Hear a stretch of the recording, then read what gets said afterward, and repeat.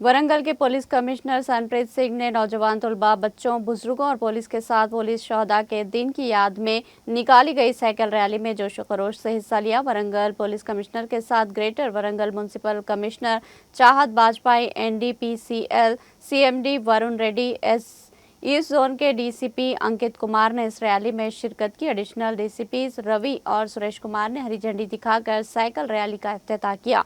Police commissioner के दफ्तर से वो अम्बेडकर सेंटर, अदालत सेंटर, हनुमाकुंडा कलेक्ट्रेट ऑफिस से होते हुए पुलिस कमिश्नर ऑफिस वापस आई और फिर नकला गुट्टा के रास्ते पुलिस कमिश्नरेट ऑफिस पर वापस हुई।